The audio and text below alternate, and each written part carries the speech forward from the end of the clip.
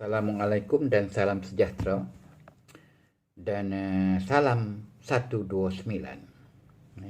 Dulu kita ada salam 1 Malaysia, sekarang salam 129. Tak tahulah betul kata, wallahualam. Mungkin gimmick dan sebagainya. Kita tunggulah masanya. InsyaAllah kerajaan akan berubah. Sebab aku yakin, sebab yang kata tu bukan takat Mahathir, bukan takat Anwar Ibrahim, tapi Salahuddin Ayub yang cakap tak banyak tapi betul.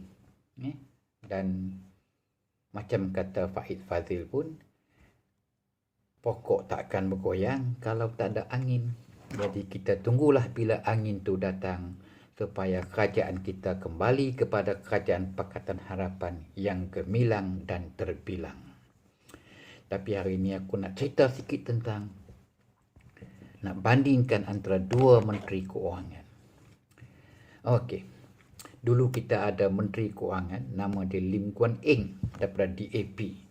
Parti yang amat dibenci, dimarah, tapi orang Cina amat suka.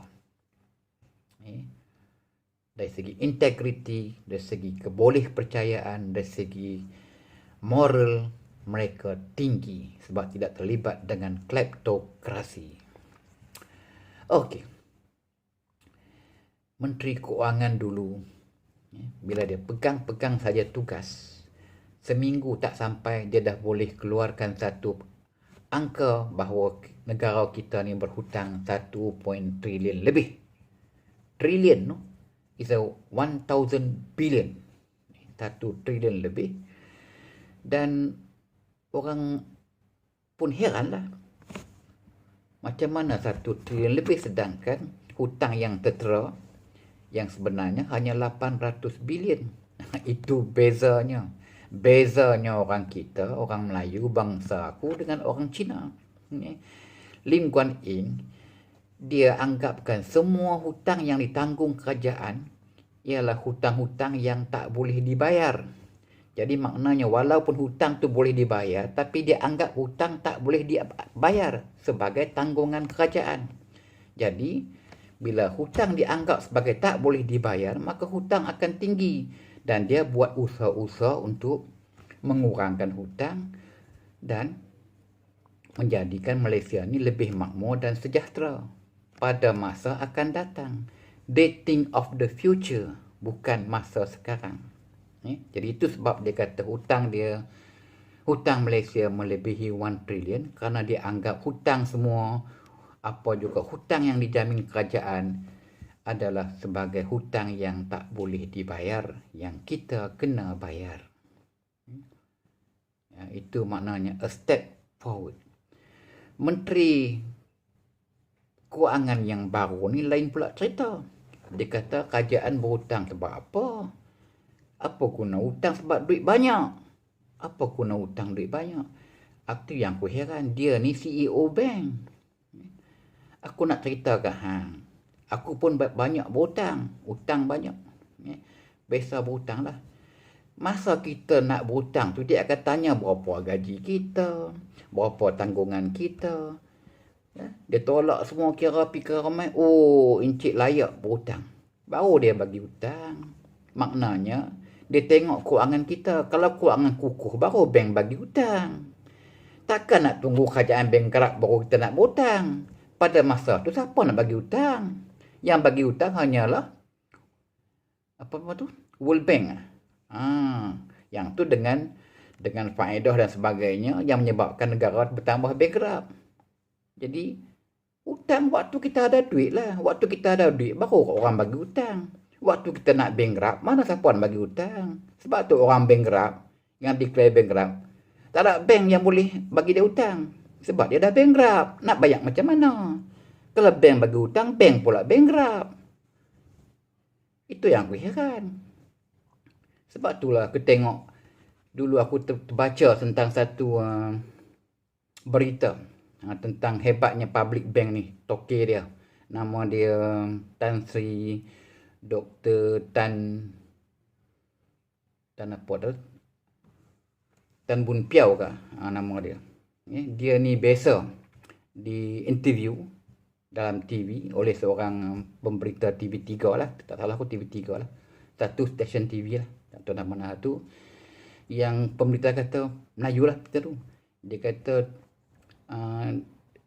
Tan Sri ni dah boleh buat duit ataupun boleh untung satu hari, income dia 1 juta.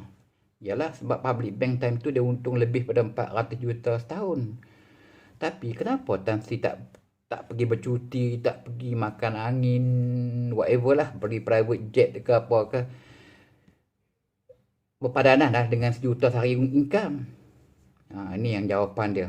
Jawapan doktor ni, Tan Boon Pio ni, dia kata saya tahu macam mana nak dapatkan duit 1 juta sehari, tapi saya tak tahu macam mana nak belanja 1 juta sehari.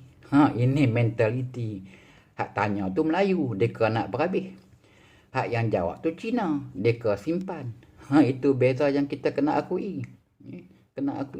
Nah, berbalik kepada tadi, Tengku Zafrul tadi, aku nak habaq lah, yang Lin Kuan Im berhutang tu buat bond samurai tu kerana bond samurai ni faedah dia cukup rendah.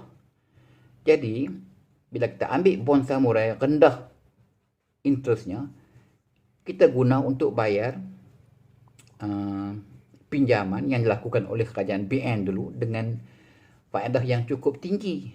Jadi itu untunglah, kita ambil, kita bayar faedah rendah, kita bayar yang faedah tinggi. Contoh kita ambil bank rakyat yang interest dia mungkin 3% saja ataupun 2%, kita bayar kredit kad yang interest dia 16%. Yang tu macam tu je. Jadi kredit kad kita selesai, kita bayar bank, lebih interest, lebih rendah faedah dia. Kan? Dari segi konvensional lah. Tapi yang ni baiklah kita gunakan yang cara Islam. Tapi still the same thing applies. Okey. Aku baca lagi satu berita. Ada seorang pemain bola, dia susah hati, dia kata. Dia tak beringat. Main bola bangsa aku lah tu. Dia kata dulu dia ada 7 biji kereta mewah. Aku pun pening, buat apa sampai 7 biji. Pakai 2 biji cukup lah. Seorang suami, seorang isteri cukup lah. 2 biji. Kalau ada anak, dia baru je muda lagi, anak halus lagi, mana lewat kereta. 7 biji. Dia menyesal sekarang. Kerana apa? Dia tak sempat beli rumah. Sedangkan rumah tu penting. Kereta ni beli kereta rugi. Mana ada orang beli kereta untung, kecuali penjual kereta. Jadi beli rumah tak pernah rugi lah. Mana ada orang beli rumah rugi, kecuali terlampau teruk lah rumah tu, kan, terbakar ke apakah mungkin lah. Tapi kalau betul normal, at least dia boleh maintain dia punya harga. Jadi itu lah baru dia menyesal. Orang kita lah tu, dia tak peringkat simpan duit, dia fikir nak bermewah-mewah. Aku teringat kawan aku seorang, orang kita juga, yang jarang ada macam dia lah. Aku pun tak mampu buat macam dia rasanya. Di KL, rumah dia ada berbelas-belas biji. Rumah kedai lah, rumah macam-macam lah. Ada macam-macam, rumah pejabat lah, whatever lah. Dia beli banyak. Sebab di KL ni harga tinggi, dia boleh maintain bayar. Sewa dia tinggi. Sewa saja berpuluh ribu sebulan. Dan dia pakai kereta yang paling common, iaitu kereta Honda Civic yang depan tu ada pagar. Kereta buruk dah lama dah. Aku pun sembangan dia, pasal apa hang ni pakai kereta buruk sangat ni? Dia kata, Lim, dia kata aku pakai kereta buruk ni untuk pergi mengajar je. Kereta ni untuk pergi mengajar, untuk balik kampung, pakailah kereta buruk macam ni, cukup lah. Dia kata, kalau aku nak pergi makan angin, aku sewa Velfire. Saya bukan takat sewa Velfire, dengan driver sekali aku sewa. Jadi satu hari mungkin 1,000 lebih. Jadi kalau pergi seminggu mungkin habis 10,000. Jadi makan angin puas lah, dia kata. Driver kita sewa dengan driver kereta cantik, bawa satu family. Makan angin betul-betul, real punya makan angin, kata. Sampai driver apa aku sewa. Cukup lah, setahun sekali makan angin. Lepas tu simpanlah duit. Ini mentaliti orang yang simpan duit. Jadi kita dah kena mula belajar cara mereka buat kerja. Sebab tu yang bising sangat tak ada kerja, tak ada duit ni, ialah orang kita. yang bising sibuk tentang allowance PKP lah whatever ni adalah orang kita. Mereka tak apa sibuk sebab mereka ada duit simpanan. Takat seminggu, takat 2 bulan, 3 bulan tak kerja, mereka masih lagi boleh maintain. No problem. Kita kalau habis duit PKP ni, takat duk riau pula lah. Kan? Mereka kena riau sebab tak ada duit. Kan? Jadi, belajarlah. Tak kira daripada Cina ke, daripada siapa-siapa ke, asalkan ilmu tu bermanfaat, belajar cara mereka. Jadi itu yang aku rasa untuk hari ini supaya kita selamat selepas PKP ni.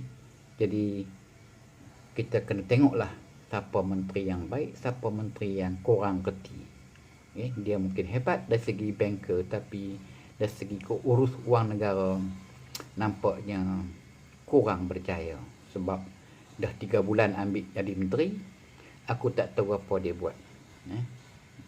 Jadi fikir-fikirkanlah kerajaan yang macam mana yang kita nak, yang competent. Dan aku harap Dr. Mahathir balik semula menjadi Perdana Menteri kita. Dan untuk Anwar Ibrahim, aku berpesanlah bahawa you don't have the numbers. Dr. Mahathir have the numbers. Jadi bagi Perdana Menteri ini dekat Mahathir, walaupun dia berkata Mahathir ni kuat menipu hang, tapi lah ni kena faham bahawa kepentingan rakyat itu lebih penting daripada kepentingan diri. Jadi bagi negara ni elok di bawah Tun Dr. Mahathir, kemudian lepas ni buatlah penurunan kuasa supaya smooth running. Dan orang kata kita kena buat apa? Pilihan raya umum, snap election. Kenapa? Dulu waktu Mahathir letak jawatan tak ada snap election. Kenapa tak buat? Tapi sekarang bila dah kerajaan tergugat, hampa sembang tentang COVID-19 dah. Dulu pun COVID-19, hampa gugat kerajaan lagi teruk. Jadi Dr. Mahathir teruskan your work. Buat apa yang perlu supaya kerajaan Pakatan Harapan kembali memerintah dan negara kembali sihat dari segi ekonominya. Jadi jangan duk kira cakap depa, kononnya bila depa buat waktu COVID-19 pun boleh, rampah negeri habis semua. Waktu COVID-19 lah, awak hampa tak fikir. Lah apa fikir? Inilah dia mentaliti kita. Bila kenal kat kita, kita riau. Bila kenal kat orang, kita gelak gelap. Lah ni, ingatlah Dr. Mahathir, he who laugh last, laugh the best. Orang yang gelak terakhir, gelaknya paling bermakna. Dan aku yakin Tun Dr. Mahathir mempunyai karisma, mempunyai kekuatan, mempunyai keuangan yang kukuh untuk mengembalikan kerajaan Pakatan Harapan tanpa snap election. Jadi sekian, wabillahi taufiq wal hidayah. Wassalamualaikum warahmatullahi wabarakatuh dan salam 129.